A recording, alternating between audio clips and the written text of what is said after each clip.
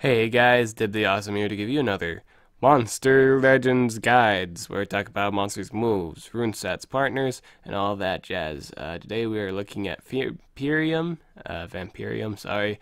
It's like 12:23 a.m. in the morning. I just noticed, this is just thanks to Ozzy, who posted this on uh, the general Discord about that this thing was on the wiki. It's actually a he. Surprising, it's a he, but he posted it on the wiki showing that Vampirium and Bowtie were now out on the wiki, and I felt the need to talk about them.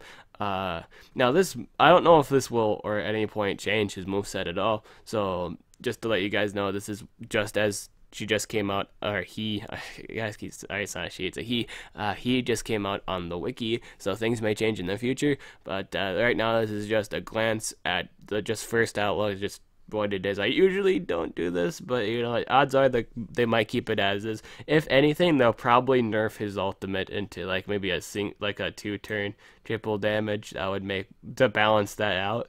But in all honesty, that wouldn't even matter at that point either, because if he gets this ultimate, he's going to destroy everything. We'll talk about it more after we get done with the stats and the trait. But yeah, this is a part of the quest line for an upcoming. I think it's like it must be the summer or something like that. Breeding quest line.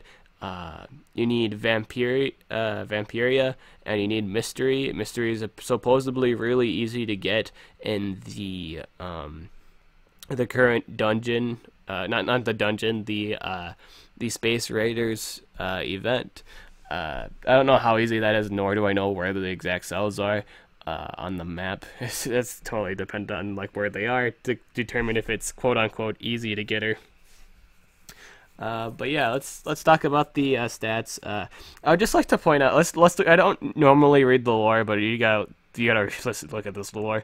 Vampirium is the gift that Mystery gave Count Vlad after his daughter Vampiria left home. Mystery told the Count that the egg contained some of Vampira's cells, but she hid the fact that it also contained some of hers, which now allows her to use Vampirium's eyes to spy on his new daddy. Well, first up is why would she want to fucking spy on the Count? What the where can I read like this, like just the giant book of lore, just like why why did you why and second, like she gave her Mystery gave Count Vlad the egg, right?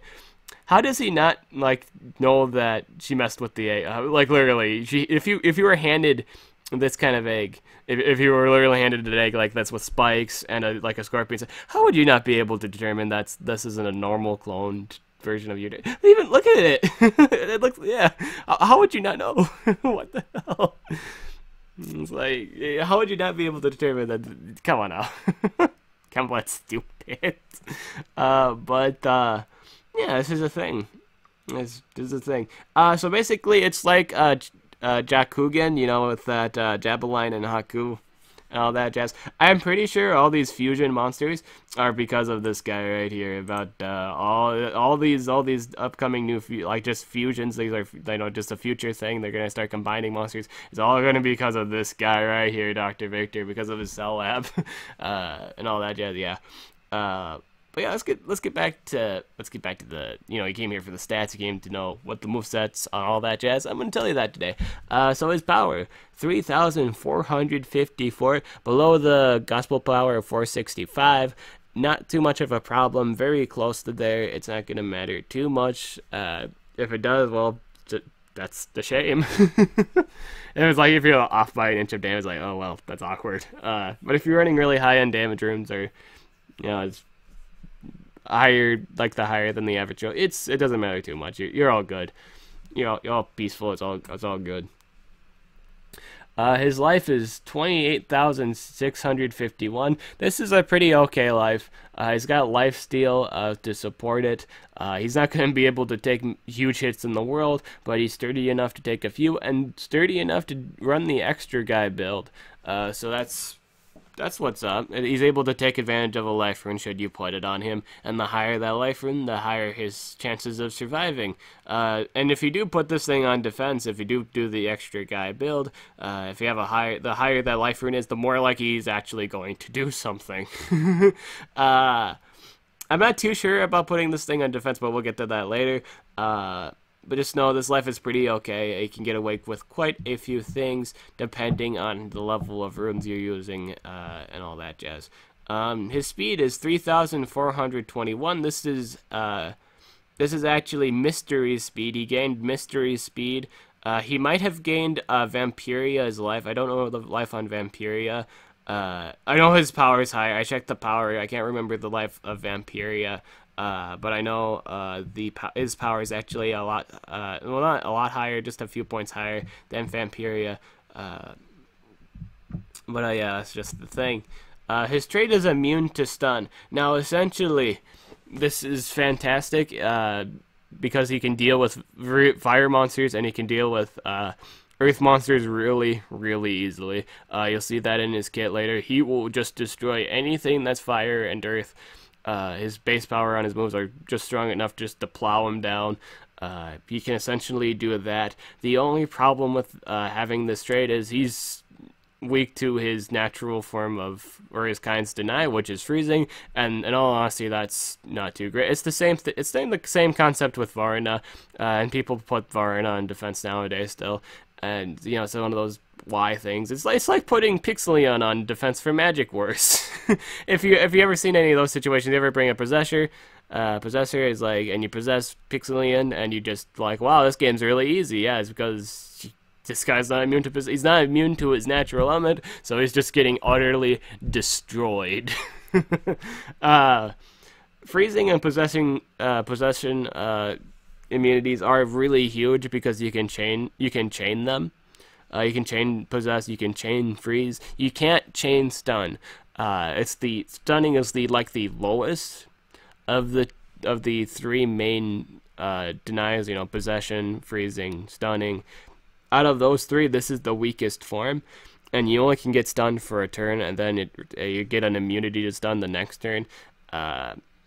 This was probably the first form of deny in the game, and then when they started to make other forms of deny, their concerns were like, oh, it would be really broken if you could chain stuff. So we're just gonna have stun. You can only can stun someone once, and then they get an immunity to stun. They must have tossed that idea out the fucking window when they made freezing and possession. Is like, yeah, fuck it, we're just gonna break our game now. Fuck it. Chain freeze, chain possess, why not? But yeah, essentially this prevents them from being AoE stunned, like Earth Wars, like fire monsters and Earth monsters cannot deny this thing worth 2 cares in the world. This thing really doesn't care about them at all. And yeah, that's the moral of the story with that. You can have like the best kid in the world, but if you're denied the whole game, it doesn't do you much good. Knowing like the stuff he has to deal with like, you know, again, his own kind. He has to deal with Frostbite, specifically Frostbite and Thetes, who do like stamina drain. It's a nightmare. He's more than likely not going to get a turn in if he has to deal with things like that. Frostbite can easily chain deny anything that's not immune to freeze for eternity, so you're kind of boned there. If someone brings Frostbite to your Famperium defense team, you're fucked. Just like honest thing, you're doomed. you're doomed. It's the same thing as, you know, if you're bringing Varna on, you're doomed. If they bring Frostbite, you're doomed. Utterly doomed. So his ultimate, Mysterious Protector, heals by 100%, removes all negative status effects from itself, gains triple damage, gains 1 extra turn. Now this is a fantastic self-ultimate. If anything, it's probably one of the better ones in the game, due to the fact it gives him an extra turn. He's getting an extra turn to set up. He's getting a full reset. If you do build, I was gonna say, if you do build life on this thing, and you get your ultimate, you're gonna drive the enemy nuts. In all honesty, you're gonna drive someone nuts. If you bring this to let's say it's just say it's a fire Earth, and Legendary War, you could actually get away bringing this thing to the said war and totally dismounting everything, especially if you get your ultimate right away. There's nothing they can do. Of course, depends on what their setup is. I'd also like to note, real quick, Famperium is actually really excellent in Kevin fish fights, because Kevin only has one AoE freeze, the rest is mostly stunning, so she can't be chained, she really can't be chain denied by Kevin. Or he, I keep saying she, it's a he. He can't be chain denied by Kevin, so you should bring this thing to Kevin fights, it wouldn't be a bad idea. Now going back to this, in terms of this self-setup skill, being able to have triple damage for 3 turns. This is technically 2 turns, because you get that first day. It doesn't really matter though, even though it's a 3 turn. I can see this being nerfed. I can see this being nerfed to 2, but right now at the moment it's 3. Essentially, this just makes it so his AoE just pub stomps. He has a 2-turn cooldown, 45 damage AoE. With this combined with this equals death to everything. Everything dies. Triple damage is huge.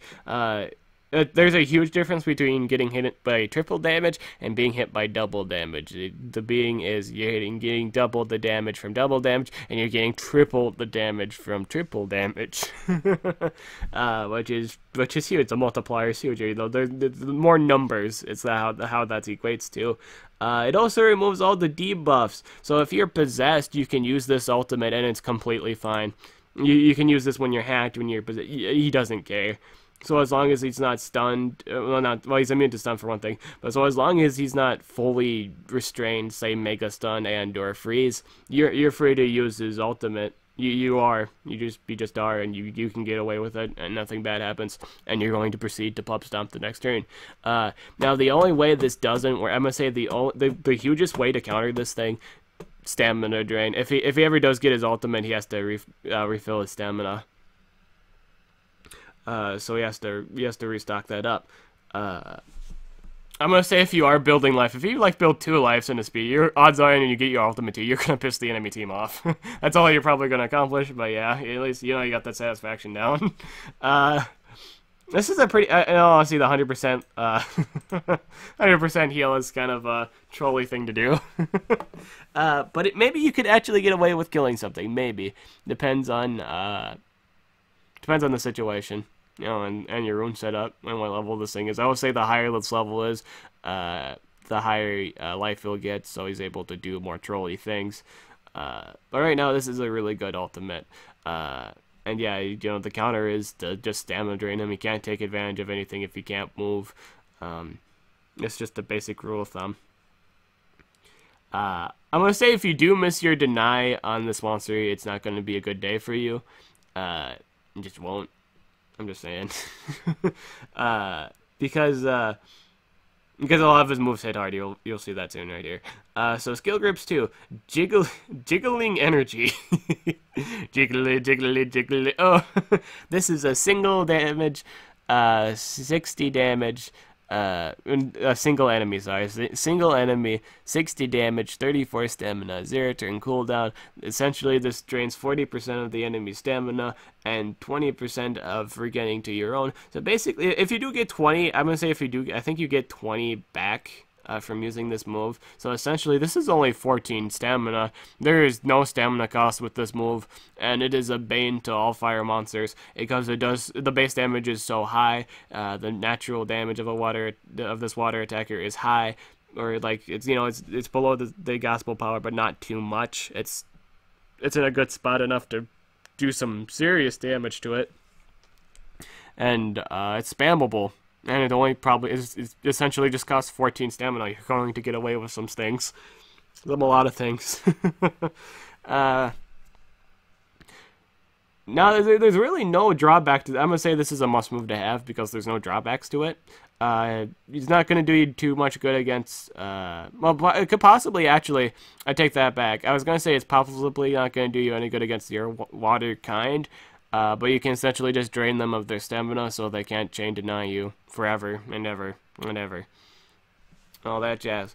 It might take some time, but you could do it for that. But this is a good resourceful move. I would highly recommend putting it on it.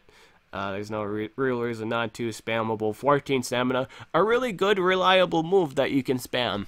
You can just do it. It's what's up. It gets a star.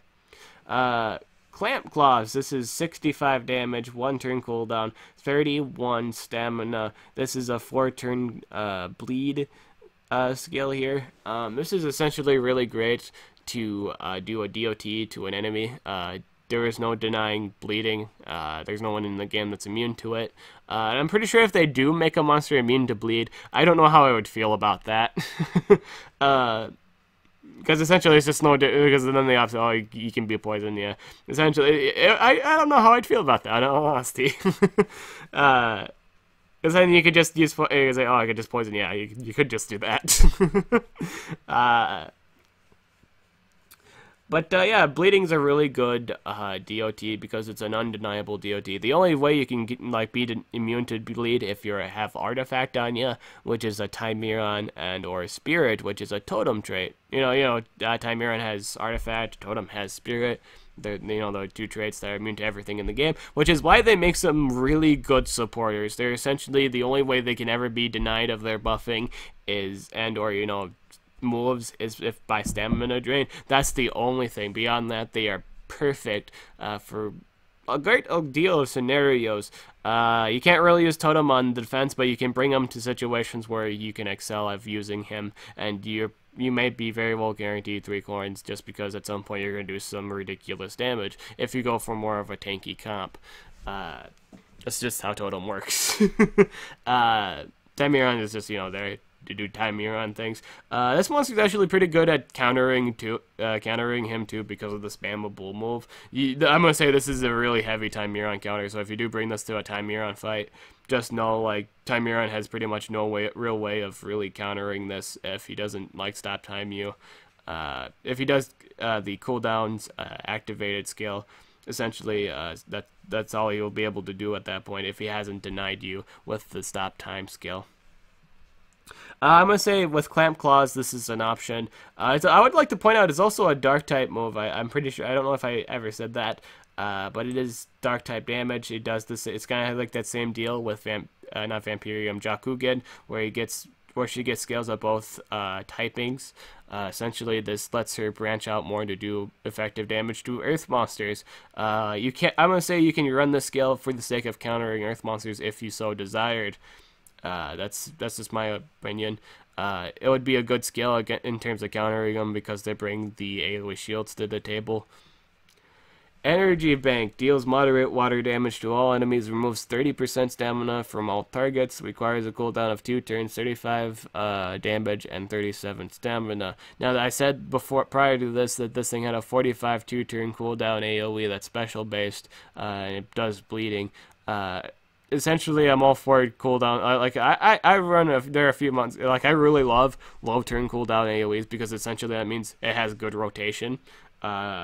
I wouldn't for this case because it wouldn't be a good wise decision.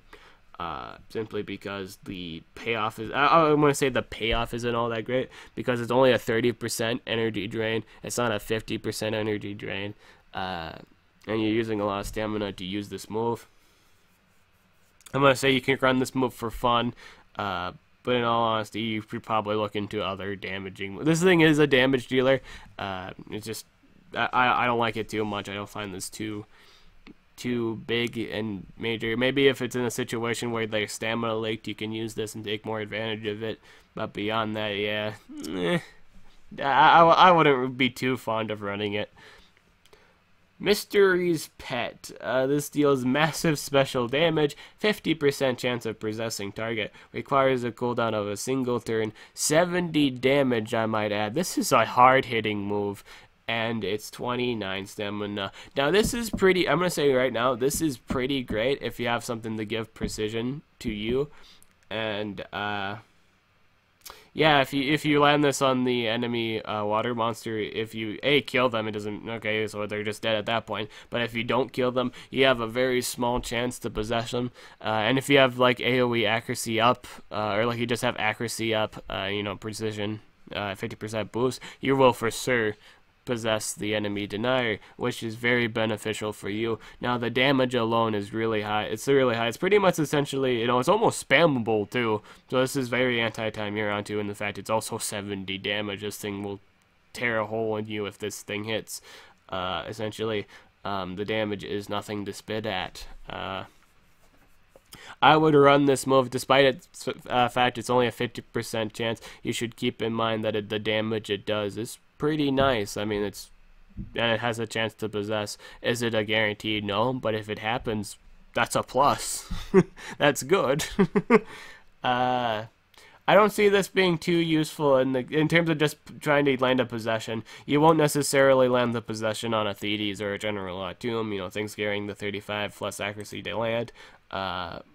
But you'll certainly hit them hard.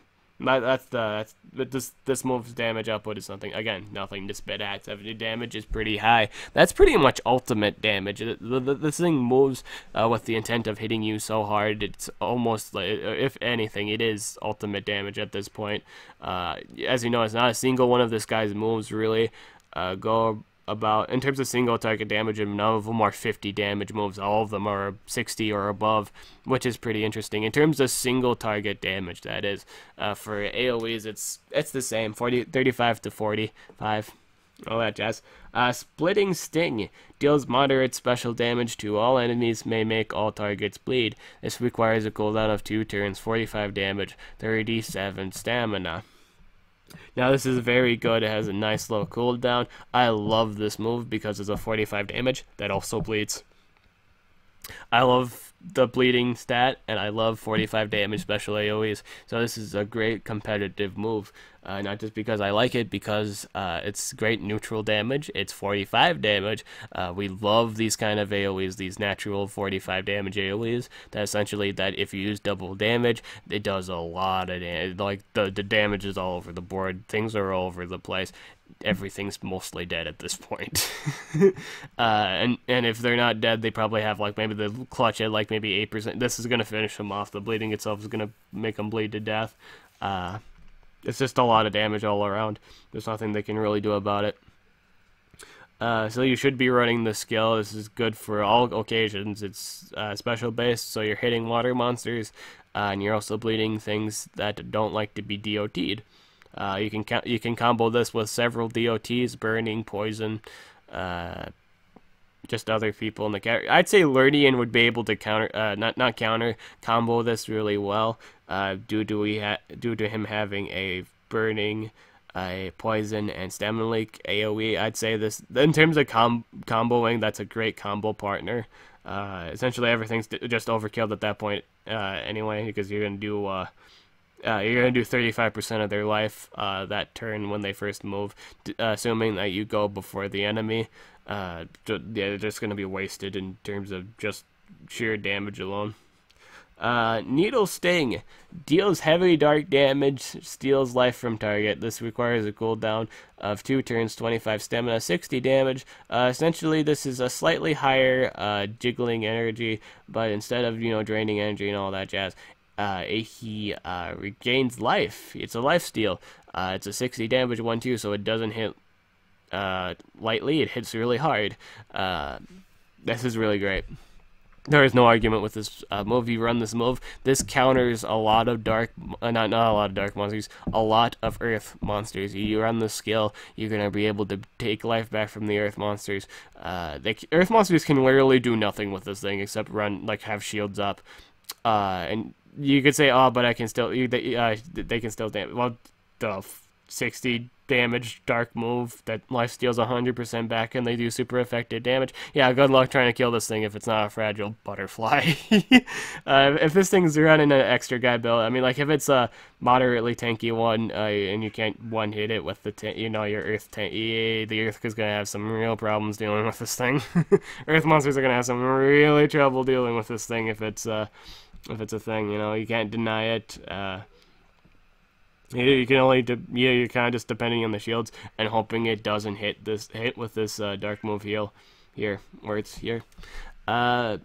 Now for a moveset for this thing, you can run. You sure have to run Needle Sting. It's a recovery move, lifesteal 100%. Nothing to really argue here. You need to run Splitting Sting, AOE. You know, it's DOT. You should be running this. You should run a DOT with all your attackers usually for the most part, save for a handful that do really good single target damage. But for in terms of war, you do want an AOE for most of them. You know, if not all of them.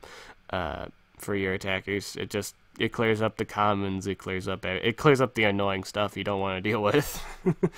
So yeah, you run the AOE, and beyond that point, it's totally up to you. I would run Needling Sting, Splitting Sting, Mystery's Pet, and Jiggling Energy for the spammable damage and the lulls because the name is so funny. Jiggly, jingling, jingly, jingly. Jingling, jingling, jingling. Jiggly. It's all jiggly. I gotta wonder what's jiggly about it though. But yeah, I really like this setup is pretty good. Essentially, this just takes advantage of a lot of his single target moves. These are probably his best single target moves. It's a variety. There's a variety of damage going around. I'm going to say if you want a more so of a earth counter build, you probably want to ditch, you can ditch, if you wanted to go for a more so of a, complete earth counter build, you would kind of not use, you'd probably have to toss out the mystery pet. True, it's a lot, you're tossing a 70 damage special move, for a specific, to do running a dark move is not going to do good against dark types. He has a move that can go neutral damage with dark monsters, so it's on a low cooldown. You can essentially get away with outrunning Mystery's Pet and just run Clamp Claws to do more damage to earth monsters.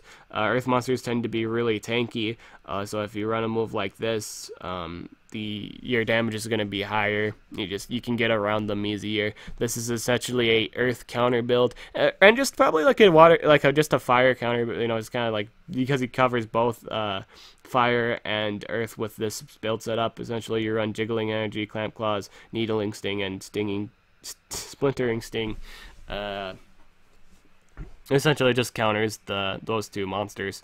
And yeah, I think that in terms of partners, you can run quite a few things. You probably want to give you want to put something with it that gives immunity to freeze, or just clears if it ever gets frozen, you can clear the debuff. Gorin would not be an insane idea to run with this monster. If you're in an earth water war situation, you could totally get away with running Gorin and this thing, and you will just for sure you will pub stomp something dies. Something does. You essentially just use this thing, and Gorin can clear the freezing off the Famperium, and then you can proceed to do damage to the earth monster. You could probably lifesteal the earth monster. Lifesteal the monster, get your life back, and then proceed to destroy the denier. Is the denier going to take a while to destroy because it's denying you? Yes, true. But you can deal with it. I mean, you can only use another thing too. You can only use Gorin with Famperium when your other monster isn't a squishy. When it's not a common, uncommon, or ranked up rares. You don't have any life runes on them or anything like that. I highly recommend ranking up your rares. It's a good idea. But you can bring them to pretty much anything else. Epics that aren't squishy, you can bring them. You can bring this comp to those fight. You can bring that combination to those fight. Essentially, that's kind of like Gorin's main idea. Is he's able to keep damage from his attacker off him. So if you're running the extra guy build on your attacker, which is a strength, life, and speed, it takes advantage. He gets your attacker gets a bigger shield from that 75%. And second, he's able to move freely and proceeding to kill anything he so desires. And yeah, that's just the thing.